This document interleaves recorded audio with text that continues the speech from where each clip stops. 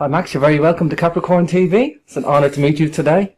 Thanks for inviting me on. It's an honour to be here. Yeah, it's great to kind of coincide in London at the same time. And, you know, Max, there's a few ominous things I'm going to talk about today. Gaza, Israel, Palestine conflict. I'm going to talk about that probably towards the end of the interview. But you've inspired me to look into a lot of topics, Max. I think the first thing I told you on the radio show before was I came across Earth's Forbidden Secrets, the book you wrote on a long time ago. But I was kind of in that genre as well. But I'm kind of similar to yourself, Max, and I like to research things. I like to know about things. And if it's truth orientated, that's what I want to know. That's what I want to pursue. And I guess that kind of sums you up in the genre, truth orientated, truth seeking. Max, yeah? It's always seeking. You got to be worried when you think you've discovered it. You know, I mean, you discover certain truths, but it's always open to suggestion. You know. I think the main thing that you have gravitated towards, Max, is humanitarian causes, anti-war activism, or plain, simple humanitarianism, and serious issues, Max. There's serious issues on this planet at the moment. I know you're touching on a lot of them. I think probably the first thing to talk about is, you know, this whole, I think 9/11 is probably one crux of the whole life-changing events of many people and awakening on this planet, as is the recession, the global recession. So maybe we could talk about debt slavery, something like that, Max, to see where, you know, that's maybe waking a lot of people up. Well, the fact that we do live in a situation of debt slavery, it's people farming. You know, what we've got here, you know, manufactured debt slavery by the money system.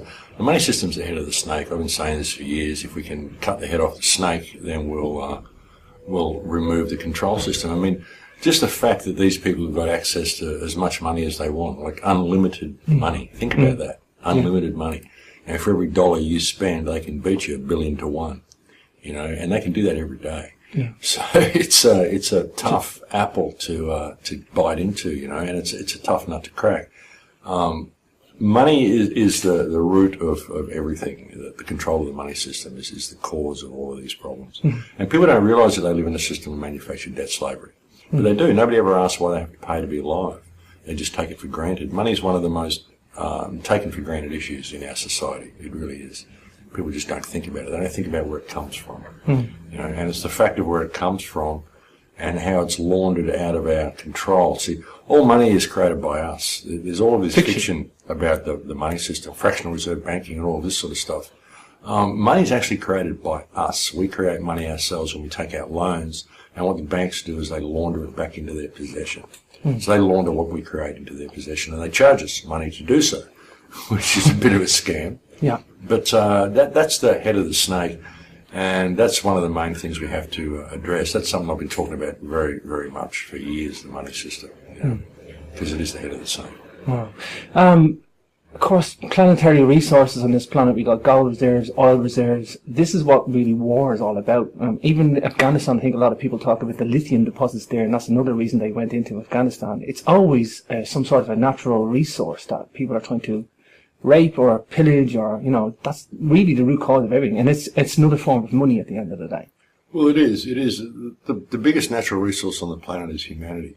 I mean, we're the ones who rip all this stuff up and believe we need all this stuff, and we're the ones who believe that we own parts of the planet and own this stuff. And we're the natural resource that's been harvested more than anything. But you're right. I mean, it's about possession. We think we own all this stuff and we need all this stuff, and we don't. And we build everything in order to support this economic model. It comes back to the money system again, you know. Like because we've got to support a capitalist society and an economic model which needs permanent growth, then we need to trash everything in the planet. We make everything to break so we can keep making it, because it's no good making things to last. It doesn't support the economic model.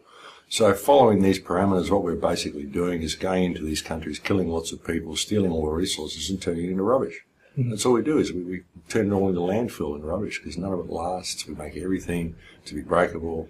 So it's a completely ridiculous situation. It's not a good situation, Max. It's ridiculous. It's absolutely ridiculous. We're doing everything. We're destroying our habitat and destroying our lives and destroying the place where we live in order to support these numbers on a screen, and it's just fiction. we're born into this, we're enslaved into this in a way, Max. We don't really, I say in the Western world, we don't get a choice. You wake up and you're born and you go through education system and you're told you need an education, you're told you need your degree, and you're in the first world, and it's great because you think you're above everybody else, and you gravitate away from the people in the second and the third world as a class system, because the biggest class system is the first, second, and third world. And this is what we're taught in the Western world. How do we in the Western world gravitate awards from that? I mean, I'm guessing people in the Amazon, that don't have a money system, that live out of the jungle and the rainforest, the ones that are getting destroyed, it's easy for them to defend their position when there's no money system there. But how do we gravitate away from that money system, Max? Is there any practical solution? Well, we've got to take control of the money system again. We've got to put it back in the hands of the people where it should be, and get rid of this debt slavery. Most of it is contrived debt and taxes and all of this sort of stuff. So we need to get away from that. Actually, I went to a meeting last night which was all about that, which I found quite interesting. A group called the Reset. And, people look at all this stuff and say, oh, this is the New World Order. I went to meet the people, and what they're basically talking about is a constitutional reset. It's a referendum. We institute a publicly instituted referendum. Sure. We put forth that we just want a 1% sales tax on everything, and that's it. That's the only tax. Abolish all the other taxes because we don't need them. Because what we've got in a situation at the moment is the situation where about 66% of every dollar you spend, every pound that you spend, is tax. About 66% of what you spend goes on tax, and we could abolish all of that. And while you're doing that, the corporations aren't paying any taxes.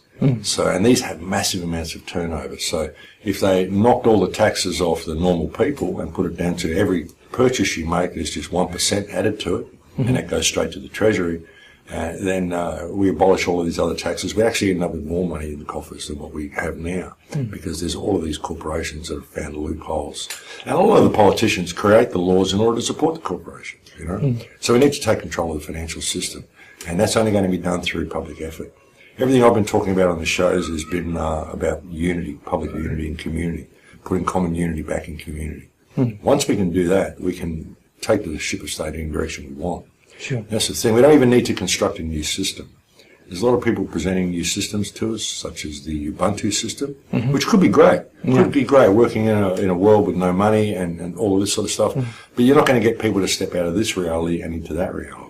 I had Michael Telledge on the show, and I like the idea of it, Max. I like the idea of Ubuntu. It's a great idea. It's a great idea, and it would be a very workable system. But how are you going to get people to do it? Practical? Is it practical? Yeah, is it practical? You need a stepping stone from that. So the stepping stone, I believe, one of the first stepping stones is to take control of the money system ourselves, which means taking control of our governments ourselves. And again, this isn't going to happen until we put common unity back in the community. So all of my shows have been focused on this. It's the heart. You've got to change your perspective and change how you apply that to the world and how you interact with people.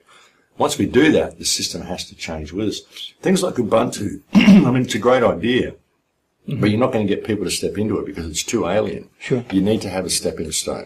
So that's what I'm trying to do is work to create some sort of a stepping stone, you know what I mean? Awareness and education is the key then, Max. It is. How do you teach somebody awareness? Surely it's something you either have or you don't. I always believe it's something you have or don't. Maybe you can gradually kind of help you. At least if you educate somebody, you give them the evidence. Maybe they become aware, maybe they don't.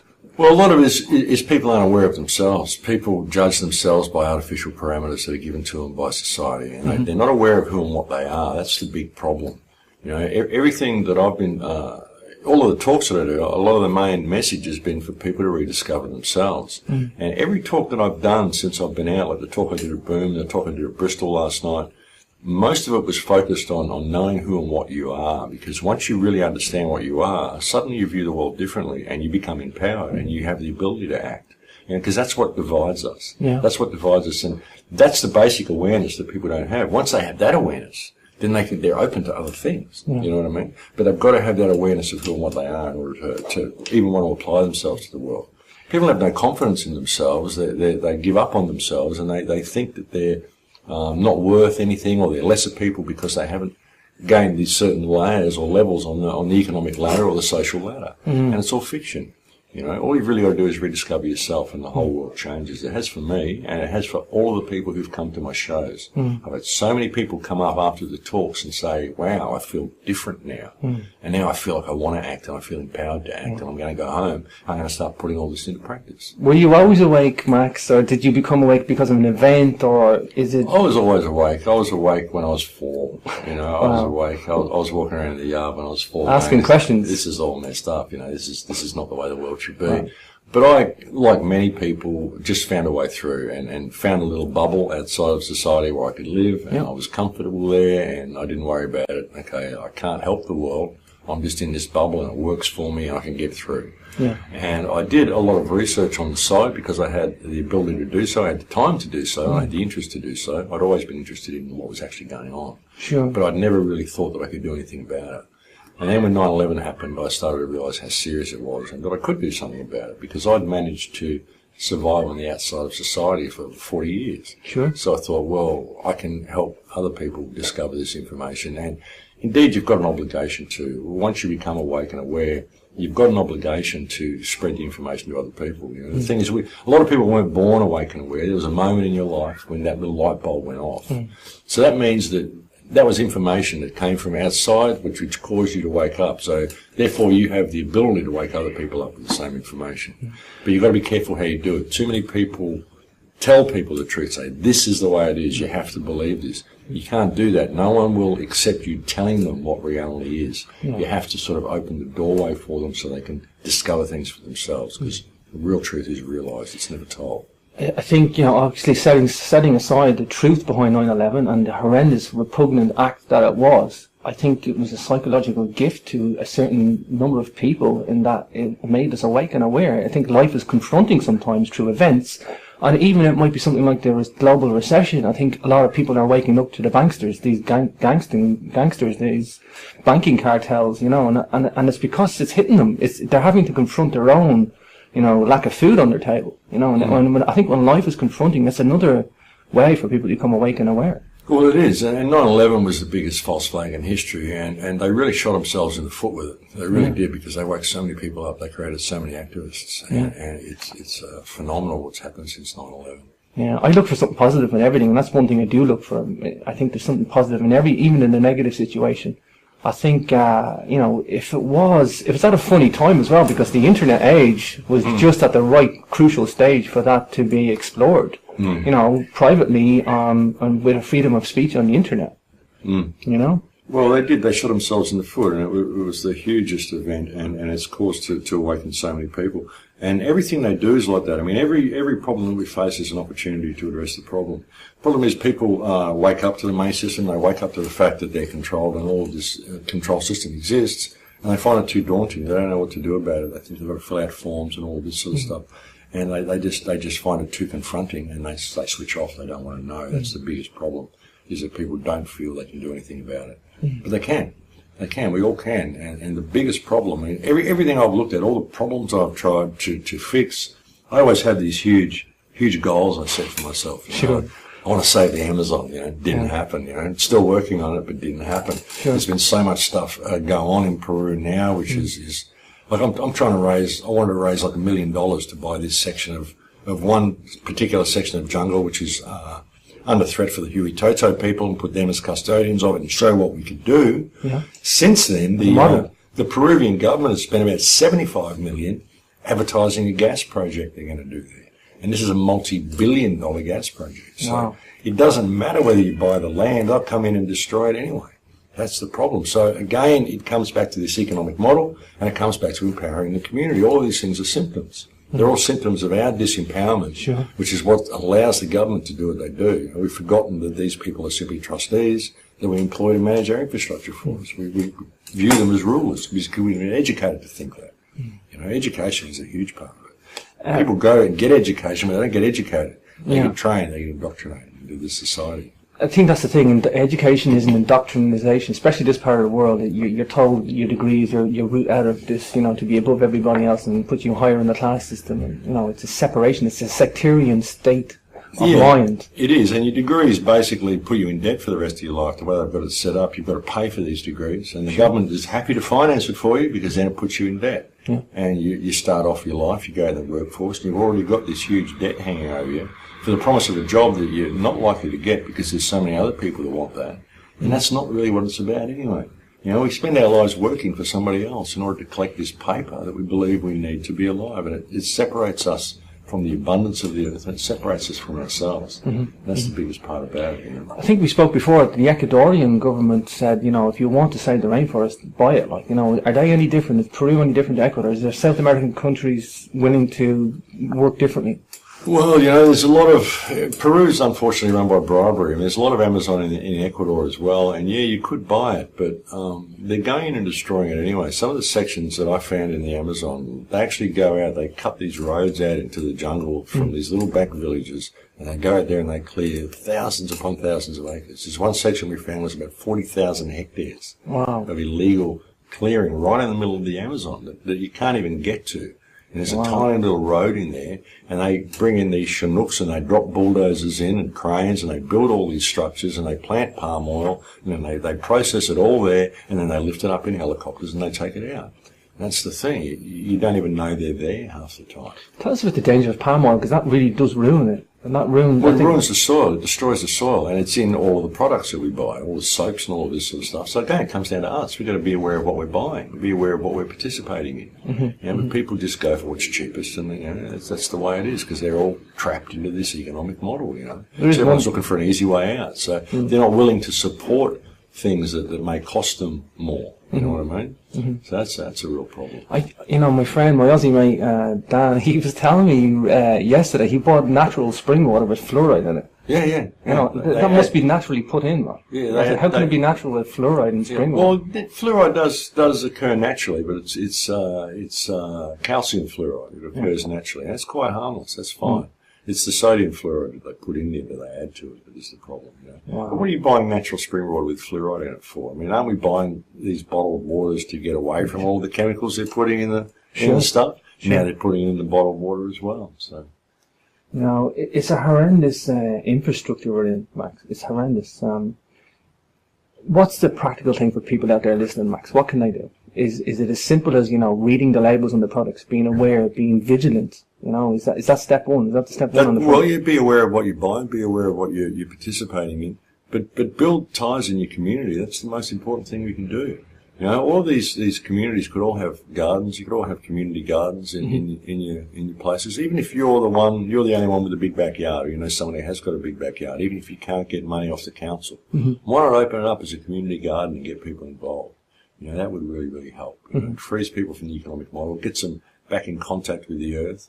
And I've been starting these ideas in Australia called the UIC, the Urban Agricultural Cooperative, where you put in market gardens, actually start your own bank in your own community. Because if you can start your own bank, even if you've got to use their money, we start our own bank so we can get interest-free loans, or at least loans at 1% from our own bank. And that would help. Free yourself from the economic model that way. Even if we're using their paper, well, we'll use our banking system. You know, we've got to get out of this central banking system. There's a lot of what the war on terror is about. It's just going out so the IMF can control all these countries, put central banks in all these countries, you know. They really promote this idea of nationalism, Max, you know, that these, it's like an operating system, 2.0 or whatever, you know, it's like, they encourage nationalism. Well, yeah, nationalism, I mean, you know, it's nice to be proud of your country and be proud of your place where you're born, but don't believe that your country is better than everywhere else in the world, you know, like patriotism, you know. We're better than you, and if you don't like us, we're going to go and bomb you. That's ridiculous, you know. And again, it comes back to this whole ownership and control of resources and all this sort of stuff, you know. Nationalism it's like a disease. I just don't agree with it. I mean, I don't agree with borders and boundaries and all this sort of stuff. In a perfect world, we wouldn't have them. In a world that we've got now, well, where everyone's open to this economic model and they're struggling and trying to, you know, get one up on everybody else, then it's going to exist and it's going to continue to exist.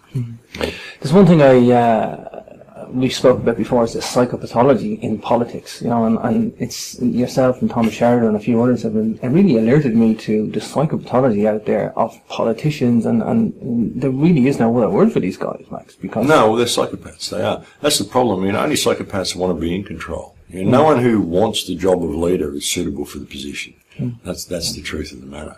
You know, reluctant leaders are much better, you know, because, I mean, who wants to control other people? But the problem is that when you've got a psychopath who does get into control, and that's what they do, they climb over each other, they claw over each other to get in control, then their morality becomes the morality of the government, it becomes the morality of the system over which they preside. And this is for governments, for corporations, or anything, you know. And you find that all these people are psychopaths, you know. You just look at the world. Of course they're psychopaths. You know, look at what they do to people. You've got some businesses in London here where the CEOs of the businesses get 31 times the wage of the workers in the businesses. Wow. This is outrageous, you know. Only psychopaths would want that or need that. Why do we need to exploit each other this way and do the things that we do? And why do we allow people to suffer in order to support this economic model? You know, people come and throw you out of your house because you haven't paid your mortgage, and they're upset that you're going to starve and die on the street and freeze, you know. But they go, oh, I haven't got a choice because it says here the books aren't balanced. This is psychopathic thinking. It's pathological thinking. But it's been indoctrinated into them because they believe the economic model is what it's all about. We have this illusion of freedom as well, that we think we're voting in a political system, but it's, as I say, it's the two-party dictatorship, the Reds and the Blues, the lefts and the rights, the Democrats and Republicans. And it is. It's the same agenda. It doesn't matter who you vote for. If you vote, you're really supporting organised crime. It's a criminal system. I don't vote at all because there aren't any suitable candidates to vote for. Of which the psychopaths percolate to the top of the system. Exactly. Well, they claw over each other to get there. See, we get to vote for people. We don't get to select who we vote for. They're selected for us by the party. And it's whoever's going to toe the corporate line that they put there for us. And it's just a new face to the same coin. It doesn't matter who you vote in, Liberal, Labor, Tories, whatever. It doesn't matter. It's all the same agenda. It keeps moving forward. Nothing ever gets better for the people. It doesn't matter who you vote in. Because it's the political system that's at fault. You know. I do think we have a new wave or a new generation of young people that are more aware of this two-party dictatorship. And I'd like to think it's going to start changing, where people are going to stop voting. It is. It's all falling apart for them. It is. They can't maintain it. They really can't. I mean, the economic crash, I believe, is really coming. There's no way they can sustain this system. You know, they've just got to try to control the people while it crashes is the difficult part. But there's no way it can be sustained. And the more they do to lock us down, the more people they wake up. It's almost like a self-fulfilling prophecy. Now, we're too creative. We keep shifting the goalposts. You know, they try to control us, and we just don't go along with it. So, wow.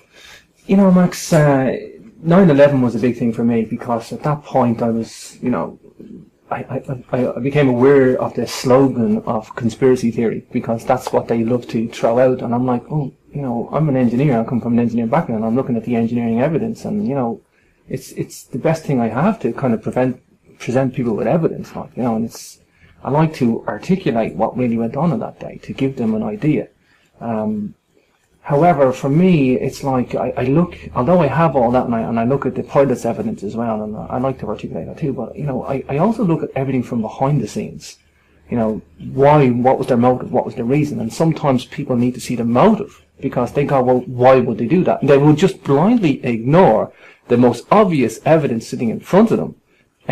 Buildings coming down with controlled demolition or whatever, they will just ignore it because they haven't got an engineering or scientific mind. They have a moral questioning mind. It's the motive for 9/11. I mean, is this to create a Muslim war? Was it to, you know, to get rid of this $1 trillion of, was it a multitude of things? It was to create the war against Islam is what it was about. If you really look at the evidence of 9/11, all roads seem to lead to Israel. Yeah. You know, and Israel is the one who benefited from 9/11. They couldn't get the American government on their side. You know, they were really starting to back off with some of the things they're doing in Palestine and the whole Greater Israel project. But since 9/11, that's just gone full steam ahead. They've been trying to get America to go to war with the Arab world for years, and 9/11 made sure that happened. So, you know, who benefited from 9/11? Was it the Arabs? You look at the Arab world now. Did they benefit from 9/11? Osama bin Laden denied that he had anything to do with it. Of course, we've got the famous confession video where he actually mentioned it. But if you look at that video, the person in the video is not Osama bin Laden. It's somebody else. He's wearing a gold ring and a gold watch for a start, and he's writing with his right hand. Osama bin Laden didn't wear any gold because he's a Muslim. They do this all the time. You have these Muslims doing things. They're wearing gold rings. Muslims don't wear gold. It's as simple as that. Wow. So there's so much in 9/11 which doesn't add up, and I really believe it was carried out by Israel because, you know, cui bono, who benefits? And if you look at who's benefited most from Israel, it isn't even the United States, because the United States has got itself massively in debt. I mean, it's heading for a massive economic collapse because of the amount of money it's spending on war. And while it's doing all this, it's still giving $7 million a day to Israel. It's supplying all the arms that are being used in the conflict in Palestine at the moment. So, you know, I think it's been infected as a puppet infrastructure, really. Well, it has. It has. You've got Zionists to run the whole thing. People with dual citizenship, so they've manoeuvred themselves into positions of power right through all of our countries. Not a bad day's work vampiring a whole nation, is it? Oh, yeah, it's not just the whole nation, it's the whole world. Yeah. It's an interesting thing. That, which brings me back to Gaza as well. Someone said that, said to me the other day, oh, Gaza, that's that place that Israel occupies. And I said, no, Gaza's the only place in the world Israel doesn't occupy. Yeah. That's why they're fighting so much, and that's why they're trying to exterminate them so much, because they'll never back down. We can all take a lesson from the people in Gaza, I think. Yeah. Let's talk about Gaza. I mean, first of all, tell us a little bit about the history of, you know, where this modern state of, the secular state of Israel comes from today, a little bit of background on that, why it's different to Jewish and Semitic origins, and kind of explain just a few terms for us, Max, because it's confusing for people out there. You've got to really look at who moved into Israel and controls it, and what caused this whole conflict. The whole conflict started when Israel was divided, when Palestine was divided and annexed and split in two, and half of it became Israel and half of it became Palestine. And what happened then is an event that the Palestinians call the Nakba, which was the great tragedy. The great event where they all got dispossessed from their homes. What Israel did, what the Jews did when they came down, all these people from Europe who claimed they're Jews, which is a debatable point. Sure. A lot of research indicates that these people are actually Khazars from the Khazarian Empire. They're all white-skinned. They're not actually Semitic Jews. But what happened when they came down was they ethnically cleansed all of the people that were actually in the confines of what became Israel.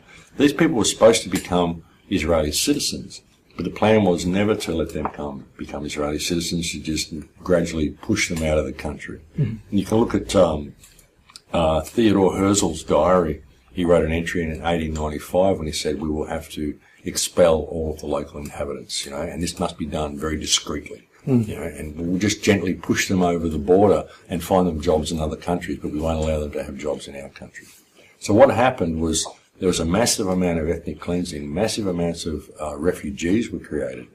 And this is why the peace process has never gone forward in between the conflict between Israel and Palestine, because they won't acknowledge the expelling of the population. There's 7 million Palestinian refugees around the world that are waiting to return home, who were promised that they could return home. This is why Yasser Arafat, right up until 2000, Yasser Arafat thought that they were going to be able to return, that the occupied territories in West Bank would be given back to Palestine and people would be able to return to their homes. And that's never been part of the plan. And because the Nakba is not even acknowledged by Israel, I mean, if you look at the Israel history of that time, it's stories of great heroics and all sorts of stuff, and great battles and all of the wonderful things they did and how oppressed they were and the great battles they had to free their lands. But really what it was a systematic process of ethnic cleansing and genocide that was carried out against the Palestinian people. And they were pushed further and further back, you know. And now you've got these little enclaves that are left in West Bank, which is segregated, got a wall around it. Claims it's not an apartheid system, but they've got a wall around part of the city. And you've got Gaza Strip. And Gaza Strip is essentially a modern-day equivalent of the Warsaw Ghetto. That's what it is. It's just an imprisoned population. 1.8 million people that they've imprisoned, and they've been brutalising ever since. But what's going on in Palestine and Israel is a gradual ethnic cleansing that's been going on for 66 years. And it's worse than, I mean, people are aware of ethnic cleansing in Bosnia, Albania, Serbia. You know, and people are horrified by that in the 90s. I mean, but this stuff's been going on since 1940-something. Since the 1940s, and people don't, even now, people are cheering Israel on because they think that Gaza Strip is full of terrorists. They're not realising this is a resistance movement that has been holding out against brutal terrorism that's been inflicted on them by the Israeli government for over 60 years. That's what's actually going on. The real terrorists in this situation is the Israeli government. It's the control of mass media marketing this system as something else. All the mass media is run by Israeli companies. Yeah. I was just telling you before we started the show, I read a newspaper on the train here last night, and I was horrified because the reason I was horrified was because I knew the truth. And the article that I read, you would think that Israel was a hero. You know, a hero nation, taking down 3 terrorists who we don't even know if they exist. We don't even know why they were targeting, but they dropped 20 one-ton bombs on several buildings. God knows how many Palestinians were killed in the process to find 3 fictitious leaders. They said it was one of the most brutal days of slaughter that they've had since the conflict began. And I know of one day where they killed 90 people or something in one day, so it's obviously worse than that they've done with this attack. To kill 3 Hamas leaders, and they've got to say that they've done this. Oh, look, we got the terrorists, so it's all worthwhile. They've got to try to justify their actions to the world. Yeah. But Hamas is a legitimate resistance movement. It was a democratically elected government. They never tell you that it was a democratically elected government. We get told that it took power violently in a coup. That's not what happened. They were voted in democratically, and then the United States and Israel financed Fatah in a coup so that they wouldn't leave office, and Hamas had to go and physically throw them out of office. Wow. And there was a violent sort of a civil war to do that. And that's what happened. But they're a democratically elected government. And this was a monitored election that was instigated by the West, and it's all open, and we're going to monitor it and make sure everything's fine. But oh no, they voted the wrong way. They voted for people that we didn't want them to vote for. So the West manufactured this coup and tried to throw Hamas out. And when Hamas won, they just said, oh, well, you're all terrorists, and they built a wall around the place, and they've been under siege for the last 7 years. They don't even allow water to flow in there. There isn't even fresh water in game, and that is... How do they get fresh water, Max? Well, they get bottled water. They're allowed 1 truckload of supplies a day, 1 semi-trailer load of how many supplies people? a day. 1.8 million. 1 semi-trailer... Even if that was just full of water alone, that wouldn't be enough, Max. Exactly. And even when Israel bombed the power plant recently, you know, they said, oh, we're putting the Gazans on a diet. You know, this is beyond psychopathy. This is beyond cruelty. This is sadism. And it's absolutely sadistic what they do to these people. To cut off the flow of water, to have children there having saltwater showers, that's all you can have. And the people in Gaza the sewage is overflowing into the streets because they can't get past to fix the sewage supply. All the buildings have been reduced to rubble. They've had electricity for about 2 hours a day at the moment because the power plant's been blown up. And they're still making effort to help other people. I got a call from a friend of mine in Gaza today. He said they're supporting this international organisation to fight disease around the world. So even in the position that they're in, they're still doing what they can to help others. They're incredible people, very, very staunch. Yeah, staunch and resilient. You know, where's the outcry from the Western democracy? Well, because there is outcry from the West. There is outcry from the people in the West, but there's not a lot of outcry from the governments. Only enough outcry to, please the people a little bit, just to appease the public opinion. Yeah, appease the public a little bit, But the public opinion has been phenomenal. It's really, Israel shot themselves in the foot with this. They've created millions of Palestinian activists out of people who've never even heard of Gaza, and that's a good thing. Yeah. And as hard as it is to say it, and as connected as I am to the people there, and as much as I don't like their suffering, in many ways, what Israel's done is one of the greatest things it could ever have done for Palestine, because it showed the world just how strong and resilient these people are, and just how cruel and inhumane and intolerant Israel is. It showed Israel up to be the terrorist state that it is, and they've shot themselves in the foot. They can't last this, and they'll never outlast Hamas and the Palestinian people. They'll have to kill every last one of them before they back down. They will never ever back down.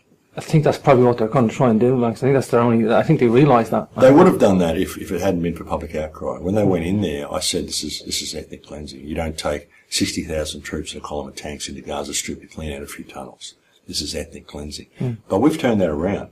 We have. The outcry on social media has been phenomenal, and on the internet, it's stopped what they were doing. Same as we did in Syria. Yeah. We nipped that in the bud, and we've nipped this in the bud as well. And the the wave of anti-Israeli sentiment that's swept across the world because of this event, because of what we've done on social media, has been absolutely phenomenal.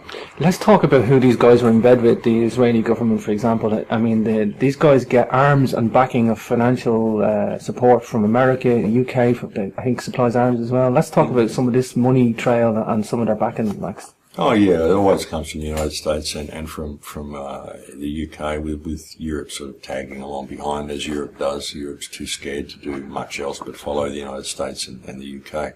But all of it comes from the United States, the weapons mainly. I mean, UK has said now they're going to block some arms supplies to Israel. I mean, it's a token effort. It's petty. It's a token effort, only because of the public outcry. They're thinking about blocking some if the fighting doesn't continue. Well, hang on, what about blocking it right now? What about doing something about this slaughter of civilians? 80% of the people that have been killed are civilians, over 300 children. This is absolutely ridiculous. It's not acceptable under anyone's standards. And that's the beauty of what's been turning the world around, because under anyone's standards, the killing of children isn't acceptable. But if you look at the weapons, they're all United States. The white phosphorus, they're using United States weapons. The dime ammunition, I think, is United States. Just explain what that phosphorus does, man. That burns the skin, yeah. White phosphorus, it actually, if it lands on your skin, it'll just keep burning right down to the bone. It'll suck all the moisture out of your body. It'll keep burning while it can get oxygen. And of course, your body's got a lot of oxygen in it. And that's what it does. You breathe it in, it burns you from the inside out. It's a banned chemical. This is chemical warfare. This is nasty. It's banned chemical weapons. You can't use these on civilian populations, and that's what they're doing. Same with the dime ammunition and the flesh aid bombs. These are all banned weapons that you can't use in civilian areas, and they're doing it. They're going in and killing these people in Gaza with the most brutal weapons possible. And Gaza is a civilian population. There are no military targets in Gaza. Even Hamas is made up of civilians, and these are legitimate resistance fighters. I'm sure there's some bad elements in there. I mean, there is in all governments, But you can't condemn an entire population due to the actions of a few. And that's what we've got in Gaza, is collective punishment of 1.8 million people, 900,000 children. And it's just not acceptable. And Israel's saying, we're giving them warning and telling them they can leave. Where are they going to go? There's a wall around the country. They don't know where to go. All the borders are closed. Israel's closed off, put a wall around three sides of it, and Egypt's closed off the Rafah crossing. Egypt's as much to blame for this as Israel is. Even more to blame, because they're Arabs and they should know better. These are their Arab brothers in there. Yeah. And they've closed the borders off, and they're supporting the Israelis. Are they more worried about their own present situation? Is that what the Egyptian problem is? Well, the whole Arab area has been destabilised. All of the countries in the area have been destabilised. I think this has been done on purpose so they can go into Gaza and do what they're doing. They've destabilised the entire Arab region. It's all part of the Greater Israel Project. That's what they want to do. They want to take over Libya. They want to take over Jordan. They want to take over all of these countries. They want the whole lot to be Israel. Get rid of all the Arabs. That's the plan. Wow. This is like an undignified reality, Max, and it's been tolerated by the Western democracy. Well, because the media is controlled by these people. The media is controlled by Zionists, and it's very important to make the distinction between Zionists and Jews. A lot of Jews in Tel Aviv, a lot of Jews in Israel are up in arms about this. They don't support what's going on. I recently spoke at the Boom Festival in Portugal. I had a lot of Israelis come up to me and speak to me after the talk that I gave at Boom. And I was not kind to Israel at all. I was very firm, but I tried to be kind to the Jewish people, but I was very firm as far as the state of Israel goes. And a lot of these people are waking up to this. So we've got to really look at what the situation is. And I believe it all comes down to unity again, common unity. We need the people of Israel to realise that they've got a rogue government in control of their country. And it's going to bring about the implosion of Israel if they don't pay attention. The Orthodox Jews, just to mention these guys are really outspoken. I've seen a lot of them at the anti-war march in London here as well, and it's nice to see that these guys aren't lying down either, Well, yeah. Well, they're the ones that are copying the flak from what these Zionists are doing. That's the problem, because the Zionists are hiding behind the smokescreen of Jewish anti-Semitism. If you speak out against the Israeli government, if you speak out against Zionism, you're an anti-Semite. So they've got all these keywords that they use, and it's just not true. It's a scam, But it's a program that people run, and they're too scared to speak out against what the Israeli government might be doing, because they'll get labelled as an anti-Semite. And that's like being labelled as a rapist. I mean, it's very hard to live down. It's a monopoly on the truth, Max. They're masking the truth and have a monopoly on it. Oh yeah, that's because they control the mainstream media. All Max, of it, you know. give us a moment to give us out your YouTube channel, because people will find the truth on your channel. You also have Ken O'Keefe's channel as well, and he does the Middle East program, so maybe you want to try out the YouTube channel and your website as well? Yeah, well, the website is thecrowhouse.com, and the YouTube channel is just called The Crow House. There's another one called AOD Scarecrow, which is an archive that's been up there for about 6 or 7 years, but I don't actually upload to that anymore. But there's a new one called The Crow House. That's the YouTube channel. And you'll find everything on my website, thecrowhouse.com. You'll find links to everything there. What can people do to speak out about Gaza and Israel and the conflict there, the present day? Well, going to these rallies helps. Showing solidarity for the Palestinian people helps. And writing to the Egyptian embassy is a really big thing we can do at the moment. Put a lot of pressure on Egypt to open Rafah crossing. Because we can get humanitarian aid in there, and we can get refugees out, we can get people out for medical attention if they open Rafah crossing. But they're not doing it. Like I said, Egypt is as complicit, if not more to blame, than Israel for this problem. This is the bit of the Gaza Strip that borders Egypt, is that correct? It borders the Sinai, the Sinai Peninsula.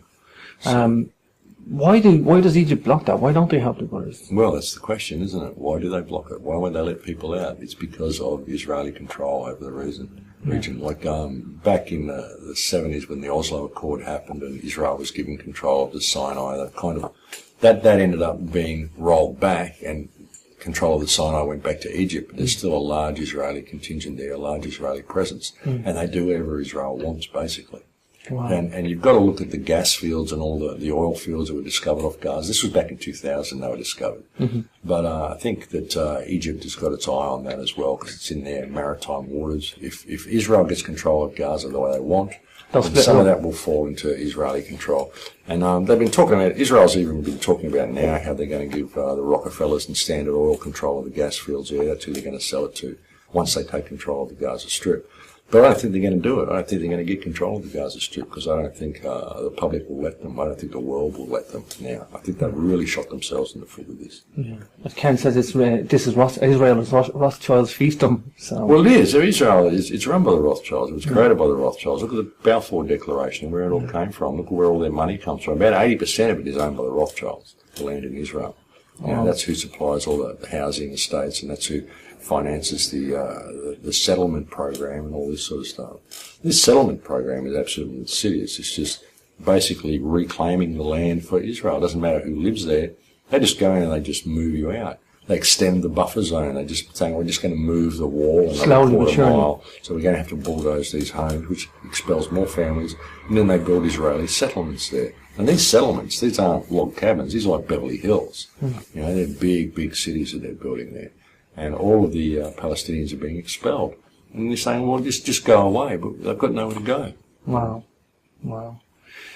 Yeah, you know, it's the pound, the dollar, and the euro. This is the banking cartels. It's all money orientated. It is. It's like I said, the money system is the head of the snake. We've got to reclaim the money system, and that's what I'm hoping these reset people will do. You know, when I met these guys, I went and met them yesterday, and they're just like three people. Yeah, 3 people. There's a Muslim woman and a Muslim man and another guy who built the website, and that's basically all the reset crew are. They're just 3 people, just 3 ordinary people who had this extraordinary idea of using common law to institute a referendum in each of our countries, anywhere that's been controlled by the Crown. In order to have a referendum here in the UK, you only need 10 people in each parish to say they want a referendum. And then it gets put forth to vote, and people vote on whether they want a referendum. It becomes a public thing. And all you need to do is have about 60% of people vote positively in the referendum, and that could put control of the money system back in the hands of the people. So that's what they're looking at, and that's a good thing. You know, anything like that that's going to empower the people and rock the boat is a good thing. Sure. This is worse apartheid than what happened in South Africa. In Israel? Oh, it is. It is. It's far worse than what happened in South Africa. And the crux of what happened in South Africa, it was rugby. It was the Rugby World Cup that they didn't get to play, and they were not liked around the world because of they were being sent to Coventry, as we say over here, being blacklisted because of sports, and they didn't like that, and that's when they kind of, woke up to the world's opinion, but this is really so much different now. It's like... It is, because of the spectre of terrorism, and we're told that all of these people are terrorists. Some of the propaganda that Israel puts forth, that every family in Gaza is a terrorist. There are no innocents in Gaza. Even the children aren't innocent. They're the children of terrorists, and they grow up to be terrorists, And you go to a Gazan house, and you've got the kitchen and the living room and the bedroom and the rocket launching room. This is a complete fabrication. It's absolutely You've been there, Max. I've been to Gaza. I snuck in there. Tell us about the tunnel system, and I know there's several tunnels in and out, but tell us why the tunnels are there and why they use this tunnel system as a ploy to go in and to attack. Well, they don't go in and attack Israel through the tunnel systems. They don't. There are no tunnels into Israel. Right. If you look at the buffer zone, I mean, you look at Benjamin Netanyahu, he'll give you a little diagram and he'll say, look, here's a Gazan house, here's the wall, and here's an Israeli kindergarten. And they'll draw a tunnel that goes through from the house to the kindergarten with a big weapons cache in the middle. And so they're digging these tunnels so they can kill Israeli children. It's rubbish. The buffer zone is like half a mile to a mile wide. Mm-hmm. This tunnel you'd have to dig would have to be a mile long, and then you're going to come up in Israel. Where are you coming up? You might come up in someone's backyard. They'll just kill you. And if there's tunnels into Israel, Israel could go and block them off at the Israeli end. Yeah. There are no tunnels into Israel. The tunnels were through to the Sinai from Rafah, and they were to bring in supplies like diesel, food, all of the stuff that they need to survive. And with these tunnels closed now, there's no means for them to survive. There's a severe water shortage in Gaza at the moment. There's dysentery breaking out. Everyone's getting scabies, and because everything's been destroyed around them, and they've got no water, they've got no aid. We can't even get aid in. Israel isn't even letting Amnesty International in. They're not letting international aid organisations in. So these tunnels were to supply vital supplies for Egypt, but they were to Gaza. But they weren't the tunnels that we snuck in. We actually snuck in a rebel tunnel, which was a tiny little tunnel about that high. We had to crawl through on our hands and knees for over an hour to get in there. And then we just kind of ran around the country for 10 days and hired a unit and just hung out. Yeah. Terrible terrorist-controlled country. And here's a couple of white guys running around with video cameras, interviewing people and speaking at the university and all sorts of stuff. Wow. We ended up getting detained by Hamas on the border on the way out because we actually got... they confiscated our passports a couple of days after we went in there because they found out we were in there. Mainly because we've been posting videos on YouTube to let the world know that we were in Gaza Strip. Wow. And so they came and confiscated our passports and kept them for 6 days, which is an interesting feeling, being in Gaza with no passport. And when we left, they detained us at the border and interrogated us for 5 hours to try to find out how we got in. We didn't tell them how we got in. We just said, no, we can't find the tunnel. They ended up letting us go. They supplied a driver to get us back to Cairo safely across the Sinai. And because they lost our luggage, they found it and they sent our luggage on after us with another driver. So this is this terrible terrorist organisation. Right? They interviewed me and interrogated me by giving me tea and bickies and asking me questions. They provided a driver to get me back to Cairo, and they sent my lost luggage after me.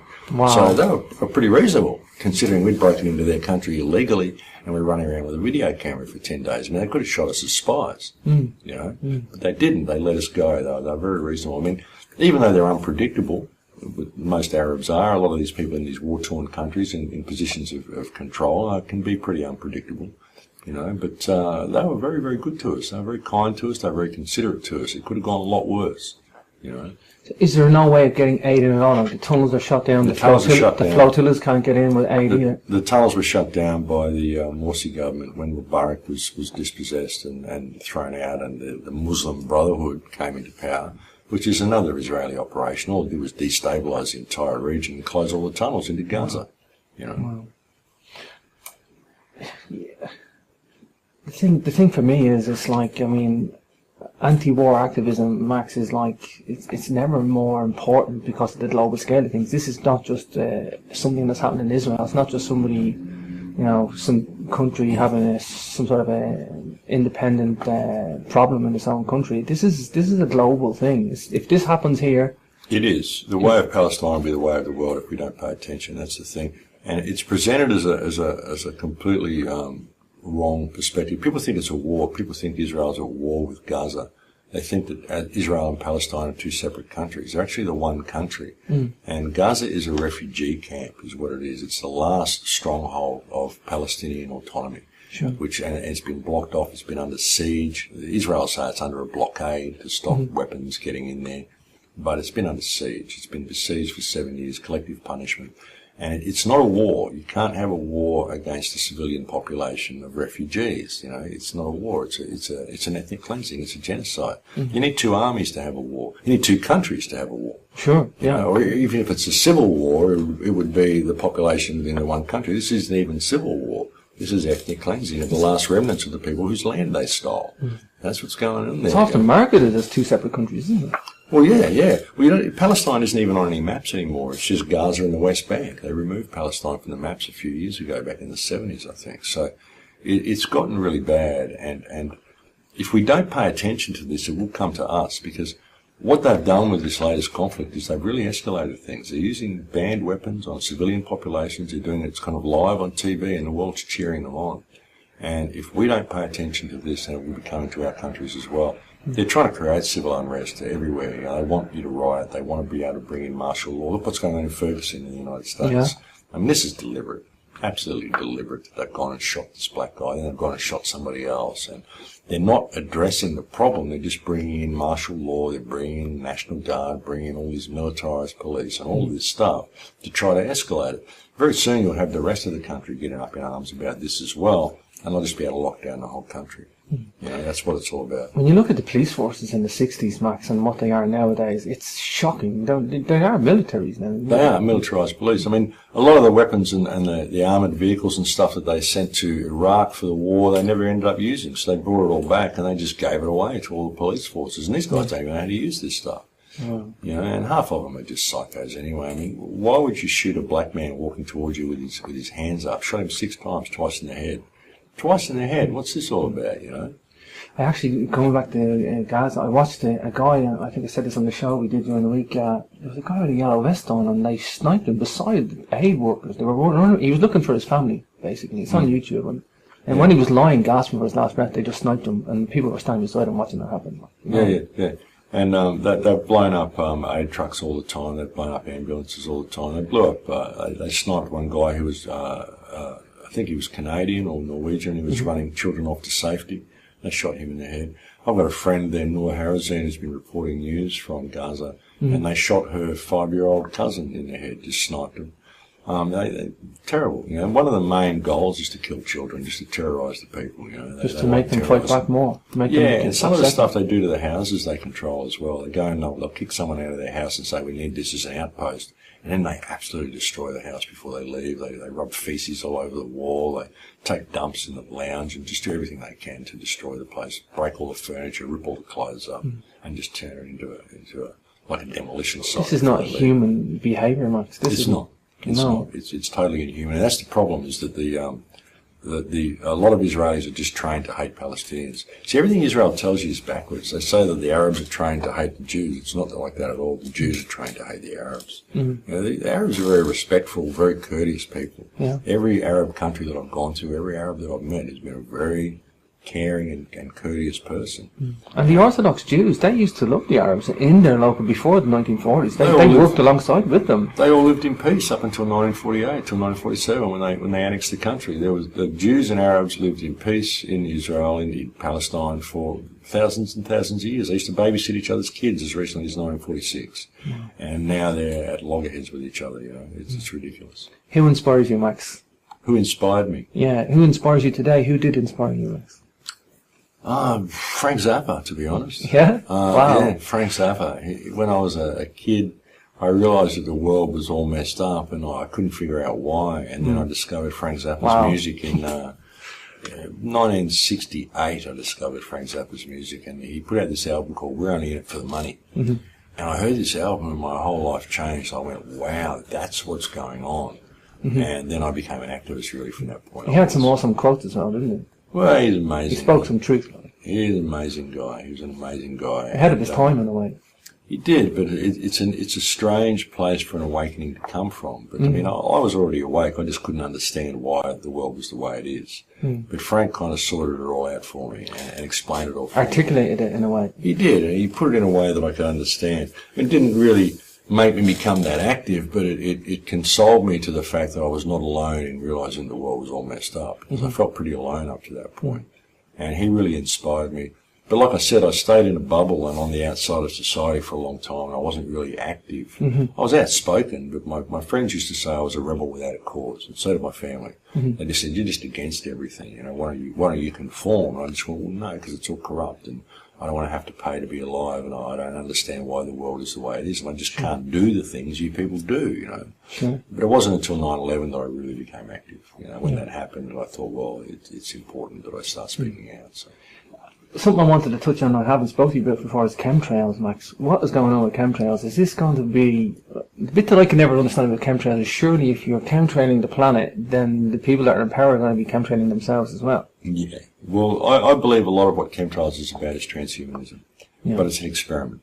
It's an experiment. They don't really know where they're going with a lot of this stuff. And even the control grid that they're putting in place, they don't really know how it's going to come out. Mm-hmm. It's just this big experiment to see how much control they can get, how many people they can depopulate at the same time, you know. Mm-hmm. And I think chemtrails is all about transhumanism. Some of the research that I've done, some of the stuff that's actually in the chemtrails, it's like a multi-platform delivery system, you know. Some people say it's being done to block out the sun, global warming, all this sort of stuff. Yeah, there's a possibility they're doing some of that as well. A lot of people think that's real. It could be to mask what they're actually doing. Yeah, it could be to mask what they're doing. Some people say they're using it to turn the sky into a giant TV screen, you know, get enough particulates in there that they can stay something like Project Blueberg. But really, when you look at what's in some of the chemtrails, the barium, the strontium, the aluminium... It's not good stuff. It's not good. They're poisoning the soil and causing us so the crops won't grow, so we've got to use Monsanto, you know, aluminium-resistant seeds and all this sort of stuff. So they're forcing people into GMOs, which again is all about depopulation. You know, really when you look at it, depopulation and controlling those who are left. And if they're going to genetically modify the human race and merge us with machine the way they want to, chances are they're going to do it genetically from the inside out, and that's what I believe the chemtrails are about. They're changing our genetic structure by what we're breathing in, the certain additives we have in our body. And you look at the elite, why would they be chemtrailing themselves? Well, they want transhumanism. But they don't have the same biological environments in their body as us. They don't receive the same vaccinations as us, all the stuff that's put in the food. Nice fresh bottled water as well. Yeah, there's all sorts of stuff in the food. I mean, the Queen grows organic veggies in the palace. They all have organic food, you know, so... They know not to eat what they're selling to everybody else. So what these nanoparticulates and additives that are in the chemtrails will do to people will determine or depend on what sort of genetic environment they're being introduced into, which will depend on what food you're eating, what vaccinations you've had, and all this sort of stuff. So, you know, but like I said, it's an experiment. I don't think they really know where they're going. Yeah. It's really crazy, some of the stuff they do. And they're clutching at straws with everything they do. Everything's backfiring for them, you know. I know they have the Georgia Guidestones, and I know they want to depopulate to a very small number of what we are now. And I think they will try anything and everything. Like, they'll try They already are. They already are. So they only need enough people to run the infrastructure. They only need enough people. Because now the world's smaller, they've got their pipelines out everywhere, and they know where all the resources are, and it's all being funneled back to them. Now they just need enough people to run the resources.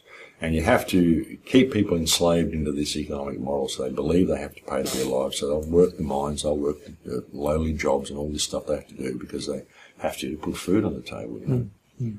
What's new for you now, Max? I know you're in the UK now as we speak. You're speaking at several events. You want to maybe throw some out? Yeah, well, I just spoke at the Boom Festival a couple of weeks ago, and I spoke in Bristol last night. I'm speaking in Glastonbury on the 31st of August, which should be an interesting event. Wow, That's with Ken O'Keefe and Ian Crane, and there's a whole bunch of people at the event there. And I'm speaking at Zeus Studios on the 6th of September as well. And that's with Ken O'Keefe and Charles Shaw and a couple of other people. So that'll be an interesting gig as well. I like Zeus Studios. Wow. It's a nice place. It's a nice place to give talks. And from there, I'm going over to speak in Berlin, and then I've got to speak in Copenhagen, and then I've got to head home to speak in Sydney. That's the Open Minds Festival in Copenhagen. The Open Mind Festival in Copenhagen. It's getting quite strong now, isn't it? Yeah, and the Entheon Science Festival the Entheon Science Conference in Berlin, which will be a completely different talk because obviously it's about entheogens. The main focus there will be on ayahuasca and medicinal plants and stuff like that. Let's touch on that because I know we've both shared that experience in Peru, and I found it incredibly beautiful. I'm not in a rush back to go and do it. I think it just opened me up to the world, and I came back with empathy and love for the planet, Max. You know, and I think that I know Graham Hancock would say, like, you know, he reckons all politicians should have a course of ayahuasca before they get their job. Like. Yeah, absolutely. It's convincing them to want to do it because you've got to want to do it. That's the thing. You can't just force someone to do ayahuasca. But I think it's a very grounding experience. It is, and the reason that it's being brought out to the world now is because the shaman in Peru realised that we're destroying the planet. Western society is destroying the planet, and if it isn't reined in, then they're going to go down with us. So they brought this out to give people a crash course in reality, so that people understand that the Earth is alive. She is your mother, and you do need to participate in bringing about some positive change. You know. The time is right, isn't it? It is. The time's absolutely right. But it's important now as well. I mean, we're running out of time. Even with some of the things I wanted to do with the Full Circle project, I wanted to go and create workshops and re-educate people and maybe go around the world and just spend time re-educating people on how to approach their governments and all that sort of stuff. The situation in Gaza has changed a lot of that. And we're also running out of time. So I've got to refocus the project on stuff that's really going to push the envelope now. Because we've got to pay attention. We've got to take things in the right direction. Have you got any documentary projects you're working on? I'm working on a documentary called Earth Song, which I'm kind of halfway through, but I've run into a few snags with that, but I'm still working on it. But I've got, because I was supposed to be in Gaza now, I was actually supposed to be in Gaza for Ramadan this year in July. I was supposed to be in there. Sure. And I've lost contact with a lot of the people that I've got in there, a lot of my friends. There's a little girl called Noor who I was going to make a documentary about, and I've got that started as well because I intend to go into Gaza as soon as there's an opening. So I'm going to create a documentary called Finding Noor, and I'm going to go and find her because she's listed among the missing at the moment. Nobody knows whether she's alive or dead. And the area that she was in was subject to heavy shelling. There is a possibility that she got out. So I'm going to go and find her. So that's something that I really want to work on. I'm going to be putting a lot of focus on, because I think it will really bring it home to people that these are humans in here. These are human beings, and they're beautiful people. And she's a wonderful little girl. I'd adopt her if I could. I'd love to get her out of Gaza, but then I'd adopt half of the strip if I could. I've got so many friends in there that I won't get out of that place. There's a lot of orphan children there too at the moment. There's a lot of orphan children in there. She's an orphan. She's one of the Samuni children. So there's a lot of orphans in the Samuni family. They were subject to a terrible massacre in Operation Cast Lead, which was in 2009. And she's one of the survivors of that. So that's going to be the main focus of the next film that comes out. Will probably be Finding Noor. Wow. I wish you every success of that one, Max. I really do. And I'll find her. I'll find her. Whether she's alive or dead, I'll find her. I'll find where she is. But I'm hoping she's alive. Me too, brother, me too. Is there anything you can say, Max, or maybe people can help, maybe people want to donate? Is there any websites people want to go to? I know aid can't actually get in. It's very difficult. Like, people have been asking me, where can I donate to help with the Gaza mission? Like, I've started off another mission called Gaza Shield. I wanted to take a whole bunch of human shields in there, and we're just not able to enter. We're not able to enter. They're not even letting Amnesty International in. They won't let anybody in. But I've got over 1,000 people signed up to the Gaza Shield mission, and when there is an opening, we'll get in. But so that's GazaShield.com, is it? GazaShield.com. Once we get in there, and once there's access, then I'll worry about connecting donations and stuff to get in there then. But at the moment, I don't want people giving me money for Gaza because I don't know where it's going. I don't even know if I can get in. I don't want to have the stigma of having all of these donations come in for Gaza if I can't get them in Gaza. But people can sign up at GazaShield.com. People can sign up at GazaShield.com and just sit there and wait. Yeah. And all you can do is wait at the moment. I mean, it's there and the mission's there. We did want to go in with a human shield operation, but unfortunately Israel's just shooting human shields. They're not giving any quarter to human shields at all. So there were a whole bunch of people went in from West Bank, from I think the International Solidarity Movement sent a whole bunch of people in, but Israel just killed them all. So there's no point going in doing it's insane. Yeah, so we've got to wait until there's some sort of opening. We've got to keep international pressure up on the Israeli embassy and on the Egyptian embassy, because we have to get Rafah border open. Israel's never going to let anybody in through Israel, so the pressure has to go on to Egypt. You know, I'd like to see a lot of people just show up at the Rafah border and just wait there, waiting to get in. Yeah. But again, that's not going to happen until the fighting stops. Sure. And it's debatable whether the fighting is going to stop, because Hamas are not going to back down. They want the blockade lifted. They're not going to stop firing rockets into Israel until the blockade's lifted. It's as simple as that. They've been under siege for 7 years, and they're basically saying, look, kill us or let us live like other people. Yeah. And even my friends that I've spoken to in there are supporting that. They're saying they can't live like this anymore. We've got no sea for the fishermen. We've got no water. We've got no sewage. We've got no electricity. We've got nothing. We can't live like this. Yeah. Either you let us live with dignity. It's like a war of attrition. It's a war of attrition. Well, it is. It is. It's shocking. It's absolutely shocking. And they're just, what Israel's doing is saying they won't even enter into terms until Gaza is disarmed. And if Gaza is disarmed completely, that just gives Israel open slather to go and do what they want. Yeah. Basically, they're saying, we're going to keep punching you until you stop fighting back. Yeah. We've been punching you for 66 years and you won't stop fighting back, so we're going to label you as terrorists because you're fighting back, which is exactly what the Nazis did to the Jews in Warsaw Ghetto. They're no better than the Nazis. They should know better. They should know better. They are no better. They really are no better than the people who oppressed them in World War II. And a lot of that is speculative as well. I don't think we've been told the truth about many things that happened in World War II. I think it's a huge propaganda exercise.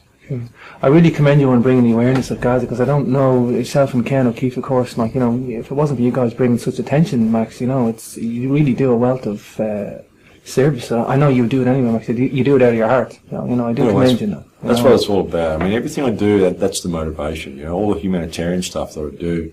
I mean, really, it's all humanitarian. Even talking about the money system, everything that I do right since the beginning is humanitarian. I mean, I don't do what I do because I've got an agenda. I don't want to be famous. I don't want profit. I don't want money. I don't want any of that sort of stuff. I just want a better world. Yeah. I want to be able to go and visit my brothers and sisters and see that they're happy and laugh and smile and dance and have a great time, because that's what life should be about. Yeah. It's not about working and paying to be here. We spend our whole lives working, and we can spend our whole lives living under a system which is brutal and it's violent. Now, someone said to me the other day, would you be prepared to use violence? And I said, well, I don't support violence, but I support counter-violence. Yeah. If someone's violent to me, I will stand my ground against them. I won't take a backward step to them, but I won't then become the attacker. But should we use violence? I mean, violence isn't good, but when you look at the situations that have been brought against us, causing people to pay to be alive, this is violent. This is violence. Training people not to think is violence. I mean, all of the stuff of this system is violence. Sending children off to war is violence. It's all violence. Taxing us the way they do and putting us into a state of hardship where we've got to work our whole lives just to keep our head above water. This is violence. It's economic violence. It's emotional violence. It's a loss of our lives. It's harvesting who we are.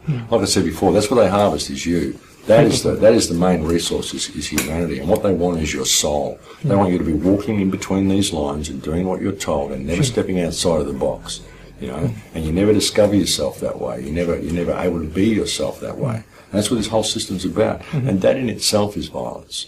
Sure. Max, I really thank you for your time today. It's been a pleasure having you on Capricorn TV. Thank you, brother. Thank you for asking me on.